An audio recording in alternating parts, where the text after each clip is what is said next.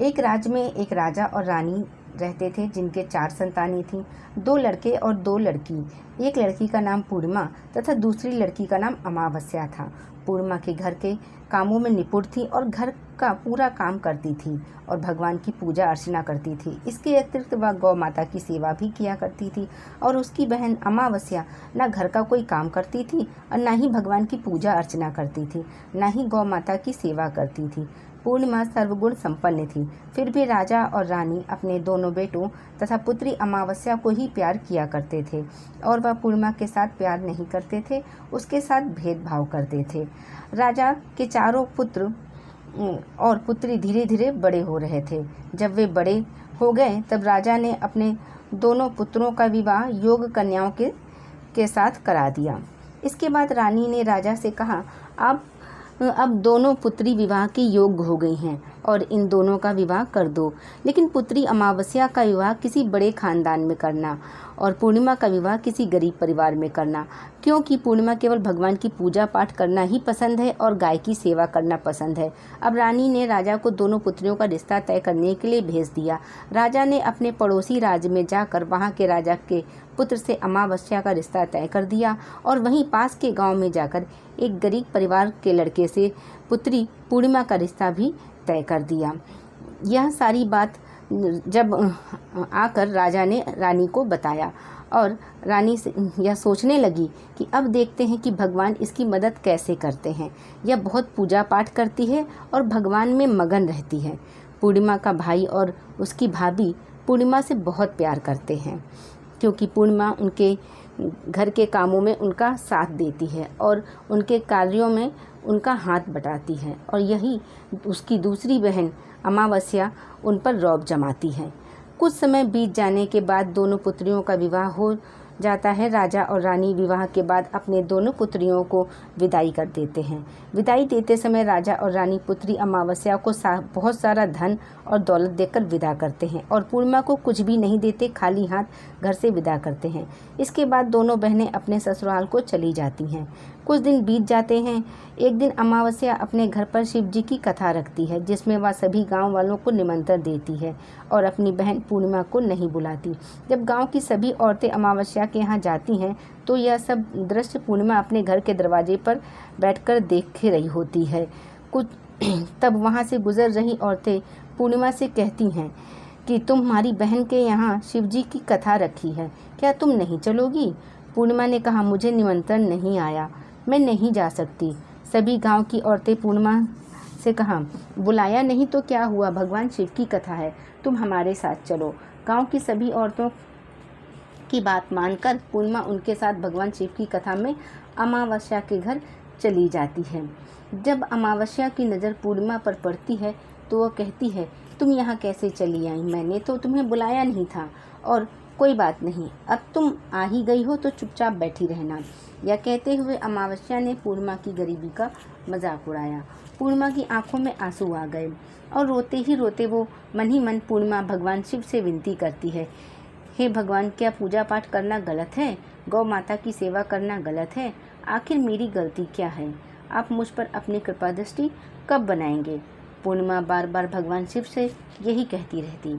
इतने में शिव कथा पूरी हो जाती है और अमावस्या भगवान का प्रसाद बांटने लगती है। वह सभी लोगों को प्रसाद देती है, लेकिन पूर्णिमा को वो प्रसाद नहीं देती है। पूर्णिमा बिना प्रसाद के अपने घर लौट आती और रास्ते में वो सोचते हुए चलती है कि यदि बच्चे उससे कथा का प्रसाद मांगेंगे तो वो उन्हें क्या जवाब देगी। उसने सोचा था कि अपने मायके, अपने भाई और भौजाई के यहाँ जाएगी तो वहाँ जाते हुए वहाँ बच्चों के लिए कुछ लेकर आएगी। ऐसा सोचते ही वह अपने घर वापस लौट आई। घर वापस लौटकर आने के बाद अपने पति और बच्चों से कहती है कि वो अपने मायके जा रही है। पति ने कहा, ठीक है। कुछ समय के बाद पूर्णिमा अपने मायके के लिए रवाना हो गई। चलते चलते रास्ते में एक चबूतरा आया जिस पर तुलसी का पौधा लगा था। उस चबूतरे पर एक बूढ़ी अम्मा बैठी हुई थी। वह कोई और नहीं, साक्षात तुलसी माता थी। उस बूढ़ी अम्मा ने पूर्णिमा से पूछा, बिटिया तुम कौन हो, कहाँ जा रही हो, अपना परिचय।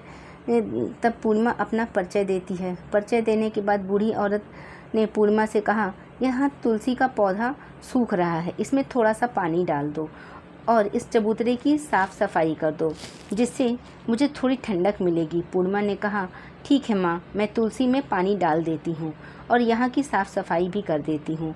पूर्णिमा ने साफ़ सफाई करने के बाद बूढ़ी अम्मा को नहला दिया और बूढ़ी अम्मा की सेवा की, उनके पैर दबाए और बूढ़ी अम्मा से कहा, माँ जी और बताइए मैं आपकी क्या सेवा करूँ, और कोई काम है तो बता दीजिए, मैं कर दूँगी। बूढ़ी अम्मा ने कहा, कुछ नहीं, अब तुम जाओ और वापस आते समय मुझसे मिलते हुए जाना।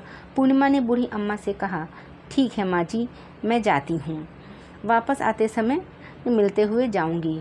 कुछ समय आगे चलने के बाद एक शिव मंदिर आया। वहाँ पर उसे एक बूढ़े बाबा मिले जो मंदिर के बाहर बैठे हुए थे। वह कोई और नहीं, साक्षात भोलेनाथ थे। उन्होंने पूर्णिमा से कहा कि कहाँ जा रही हो बेटी, तुम कौन हो? तब पूर्णिमा ने अपना परिचय दिया। फिर उस बूढ़े बाबा ने पूर्णिमा से कहा, इस चबूतरे की और इस मंदिर की सफाई कर दो। पूर्णिमा ने मंदिर और चबूतरे की सफाई कर दी और वह वहाँ पर पूजा अर्चना भी की और साफ़ सफाई पूजा अर्चना करने के बाद उन्होंने बूढ़े बाबा को नहला दिया और उनसे कहा कि बाबा और कोई काम हो तो बताइए। तब बूढ़े बाबा ने कहा, नहीं बेटी, अब तुम जाओ और वापस आते समय मुझसे मिलते हुए जाना। पूर्णिमा ने कहा, ठीक है बाबा, मैं जाती हूँ, वापस आते समय आपसे मिलते हुए जाऊंगी। आगे चलते चलते कुछ दूर चलने के बाद पूर्णिमा को एक काली जी का मंदिर दिखा। वहाँ भी एक बूढ़ी अम्मा चबूतरे पर बैठी हुई थी। उस बूढ़ी औरत ने पूर्णिमा से कहा, बेटी तुम कौन हो? तो पूर्णिमा ने उस बूढ़ी औरत को अपना परिचय दिया। बूढ़ी औरत ने पूर्णिमा से कहा, यहाँ पर सभी पूजा पाठ करने के लिए आते हैं, लेकिन मंदिर की साफ़ सफाई करने के लिए कोई नहीं आता, इसलिए तुम मंदिर की चबूतरे की सफाई कर दो। पूर्णिमा ने कहा, ठीक है माता जी। और पूर्णिमा मंदिर की और चबूतरे की साफ़ सफाई कर देती है और पूजा पाठ भी करती है और माता जी का श्रृंगार कर देती है और उस बूढ़ी अम्मा को नहला देती है और बूढ़ी अम्मा के पैर दबाती है और कहती है कि सभी काम हो गया है माँ जी, और कोई काम हो तो बताइए। बूढ़ी अम्मा कहती है, नहीं बेटा, अब तुम जाओ, वापस आते समय मुझसे मिलते हुए जाना। पूर्णिमा कहती है, ठीक है, और आगे चली जाती है। चलते चलते एक नदी आती है। वहाँ भी एक बूढ़ी अम्मा बैठी रहती है। वह कहती है, बेटी तुम कौन हो, कहाँ से आई हो?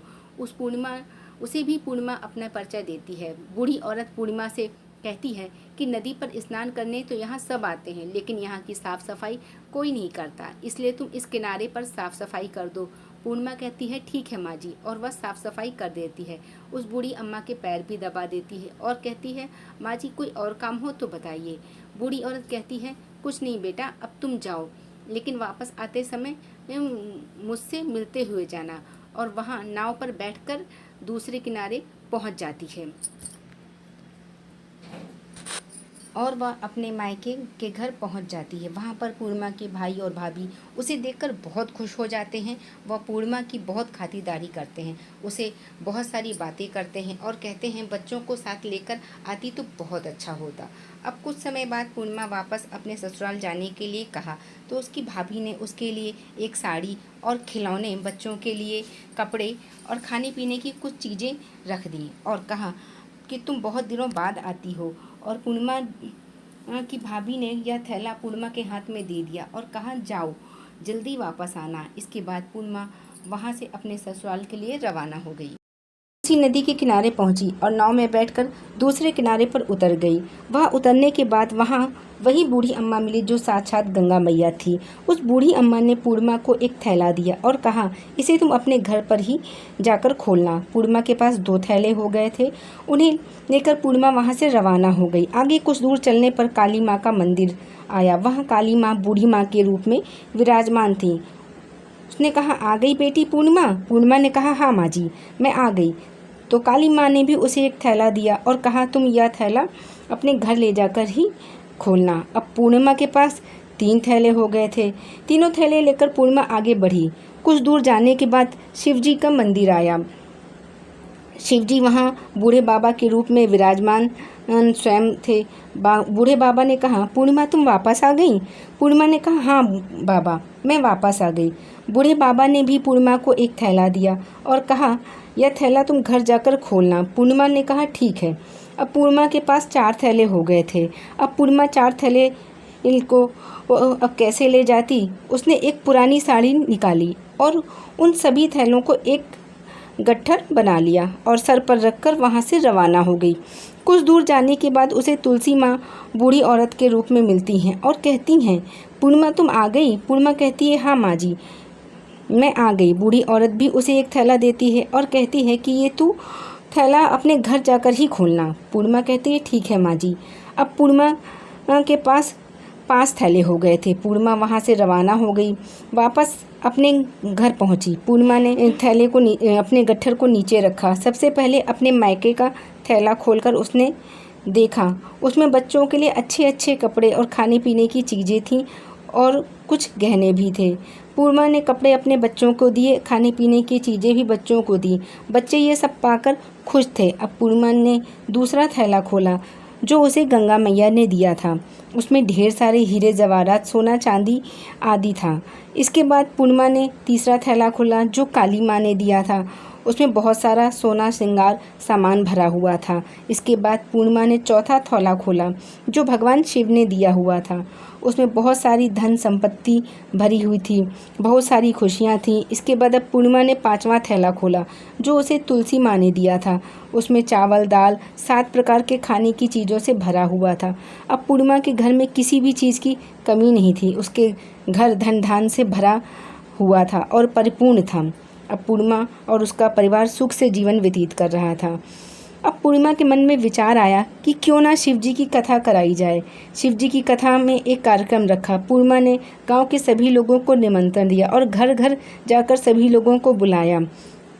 अपनी बहन अमावस्या के घर भी गई और अमावस्या को भी शिव जी की कथा के लिए उसने अपने घर पर बुलाया। जब अमावस्या पूर्णिमा के घर शिव जी की कथा में आई तो उसने देखा पूर्णिमा के घर किसी चीज़ की कोई कमी नहीं है। इतना सारा धन दौलत देखकर अमावस्या आश्चर्यचकित हो गई। उसने पूर्णिमा से कहा, तुम्हारे घर में इतनी धन और दौलत कहाँ से आई। पूर्णिमा ने कहा, देखो बहन, तुमने शिव जी की कथा में मुझे नहीं बुलाया था, फिर भी मैं चली आई और तुमने मुझे प्रसाद तक नहीं दिया और मेरी गरीबी का मजाक उड़ाया। उसके बाद मैं अपने घर आ गई और घर आते हुए मन ही मन सोच रही थी कि अपने मायके जाऊंगी और मैंने अपने मायके चली गई। कुछ घटना इस बीच हुई सभी घटना अपनी बहन अमावस्या को बताती है।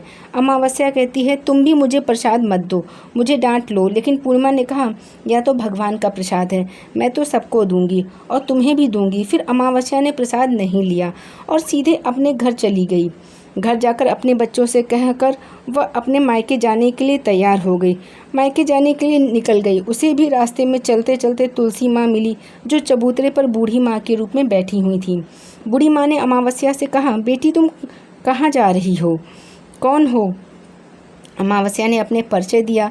बूढ़ी माँ ने कहा, बेटी यह तुलसी का पौधा सूख रहा है, इसमें थोड़ा सा पानी डालो और इस चबूतरे की साफ़ सफाई कर दो। इस पर अमावस्या ने कहा, तुझे दिखाई नहीं दे रहा, मैंने इतनी महंगी साड़ी पहन रखी है, यह गंदी हो जाएगी। ऐसा कहकर वहाँ से आगे चली गई। आगे जाने के बाद पर उसे भगवान शिव मिले, जिसे उसने भी ऐसा ही कहकर उसके बाद आगे जाने पर उसको काली माता मिली, जिससे भी उसने यही सारी बातें कहीं। आगे जाने पर उसे गंगा मैया मिली, जिससे उसने भी यही सब कहा और आगे चली गई। इसके बाद अमावस्या जब नाव में बैठी तो उसे नाव में फूलों की जगह कांटे भरे थे। वहीं पूर्णिमा की नाव में फूल सजे हुए थे जब वो गई थी, क्योंकि वो उसने अच्छे काम किए थे। अमावस्या के पैरों में वो कांटे चुभ रहे थे और वह उतरकर अपने मायके चली गई। वहाँ उसे उसकी भाभियों ने तथा भाइयों ने देखा तो मन ही मन कहने लगे, काम की ना काज की, 2.5 मन अनाज की। अब आ ही गई है तो ठीक है, पूर्णिमा तो हमारे कामों में हाथ बटाती थी, या कोई काम करेगी तो नहीं। अब उन्होंने खाना बनाया, खा पीकर सभी सो गए। अमावस्या जब सुबह उठी और अपनी भाभियों से कहा कि मैं अपनी ससुराल जा रही हूँ। उन्होंने कहा, ठीक है जाओ। अमावस्या बोली, पूर्णिमा को तो तुमने एक थैला दिया था और मुझे कुछ नहीं दोगी क्या। भाई और भाभी ने कहा, तुम घर जाओ, थैले तुम्हारे घर पहुंच जाएगा।